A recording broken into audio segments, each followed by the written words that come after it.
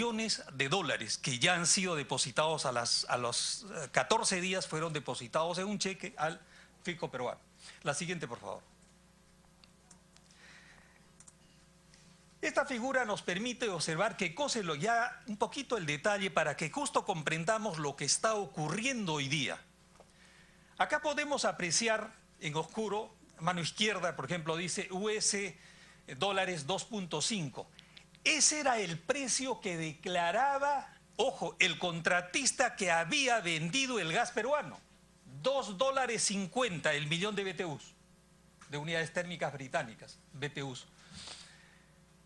Pero de acuerdo a lo que nosotros habíamos investigado, como les decía, con la empresa Goldway, encontramos que esos embarques habían sido declarados de haberse desembarcado ese gas en los puntos donde está la parte roja saliendo de Perú, ¿no es cierto? Y llegan a la costa del Golfo de México, a tres puertos, ¿no? El Freeport, ¿no?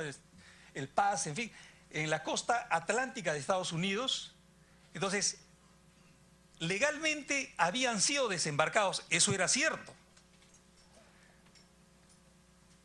Y efectivamente había constancias de desembarco de las autoridades marítimas, etcétera, etcétera. Entonces el tema no era solo eso, sino que una vez desembarcado, lo almacenaron inclusive, ojo, lo almacenaron y después lo reembarcaron. Entonces ustedes dirán, pero eso cuesta. Por supuesto, pero fíjense la diferencia que en ese momento costaba $2.50 el millón de BTUs. En Europa estaba entre 9 y 12 dólares el mismo gas, ojo, el mismo volumen, y en el Asia estaba 16 dólares. Fíjense, ¿qué tal diferencia? En otras palabras, para que tengamos una idea, esto ya nos está mostrando que como el gas natural no es un commodity, entonces no tiene el mismo precio a nivel mundial. El único commodity es en Norteamérica, México, Estados Unidos y Canadá, ¿de acuerdo?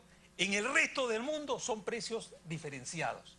Entonces, lógicamente, acá había una diferencia y lo primero que hicimos, como les decía, era, al constatar esto, era decirle, consorcio, explica el destino final de estos envíos de gas que tú has señalado que lo has desembarcado en Estados Unidos. El consorcio estaba, bueno, disculpen la palabra, pero estaba en la calle, porque en realidad no eran ellos los que directamente habían hecho, ¿no? Pero nosotros teníamos la información que no se les dio, pero ellos nos dijeron, nosotros no sabemos nada.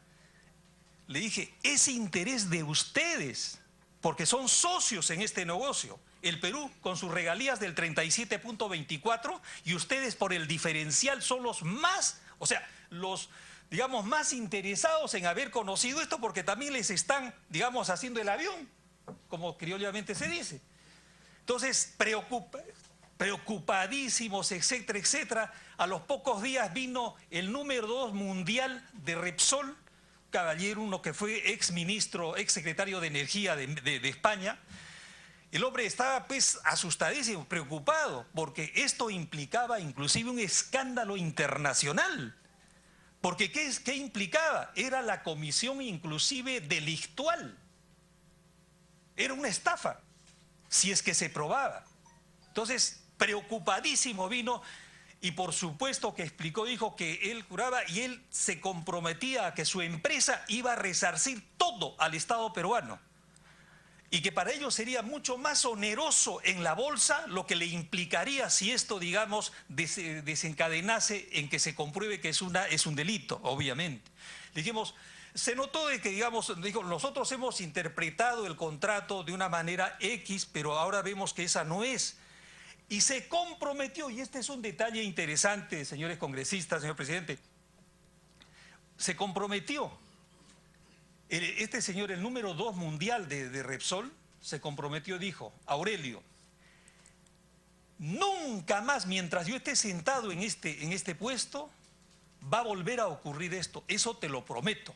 Nunca.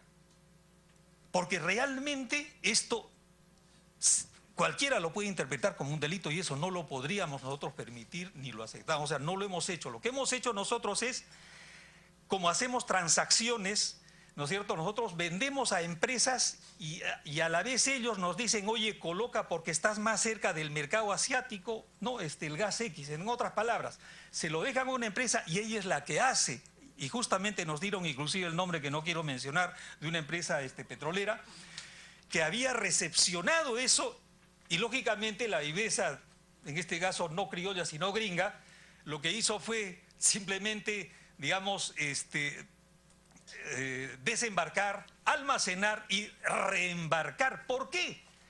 Porque la diferencia de precio, como estamos viendo, más de 4 o 5 veces, pagaba sin ningún problema, ¿no es cierto?, toda esa cadena nuevamente. O sea, no había problema de volver, digamos, a reembarcar, volver a transportar, porque lo pagaba el mercado. Entonces, bueno, lo concreto fue que en el caso de, digamos, de esta empresa española, cumplieron. Pero lamentablemente esta empresa, como sabe todo el mundo, transfirió sus acciones en el mundo respecto al negocio de gas natural licuefactado a la empresa anglo-española Shell. ¿De acuerdo? Entonces, durante el periodo en que estuvo la anterior española, no hubo un solo, ojo, un solo reembarque. Eso le significó al país, si no lo hubiésemos detectado, aproximadamente se ha calculado entre 300 y 400 millones de dólares al fisco peruano. ¿Por qué razón? Porque no volvieron a hacer, digamos, esta figura de lo que era la reexportación. Bueno, no me quiero extender porque sé que está un poquito cansado. La siguiente, por favor. La otra pregunta que había era respecto a la reconvención. A la reconvención, a la resolución del CIADI. En realidad esto corresponde a Perú Petro, o a los actuales directivos de Perú Petro, informar el estado de esas negociaciones con el consorcio Camisea respecto a la metodología a aplicar para determinar, digamos, el caso de las reexportaciones, ¿no? Y ahí viene el tema que, digamos, la Shell, por ejemplo, defiende esta modalidad de reload, regas. En cambio, digamos, el caso de control interno de Perú Petro y Goldway también recomienda que debe aplicarse el otro, el FIFO. Entonces, es interesante señalar que lógicamente hay, digamos, diferencias fundamentales. En el caso de, para rápidamente, digamos, en la parte del FIFO, ¿no? Entonces, ¿qué cosas? Son los inventarios respecto a embarques y desembarques, pero, digamos, datos reales. En cambio, en el otro caso, corresponde a lo que digamos son los desembarques, de tal manera que puede ocurrir una cosa similar a la que ha estado ocurriendo con el Golfo de México, ¿no es cierto? Entonces, ¿qué pasa? En este momento hay esa discusión, pero el detalle es el siguiente.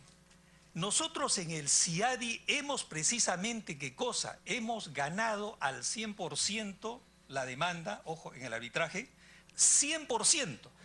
Y para eso quisiera, si me lo permite, presidente, quisiera leer lo que justamente el laudo arbitral, ojo, el laudo arbitral. ¿Qué cosa es lo que señala? Es bastante corto. Dice, en el 202, es innegable que existe un daño que ha sufrido Perú Petro y el daño consiste en el diferencial de regalías entre el monto pagado basado en la descarga en un terminal que no fue el lugar en donde habría de darse el consumo final del gas natural y el terminal en donde efectivamente se descargó para su consumo final. Entonces, el detalle es consumo final.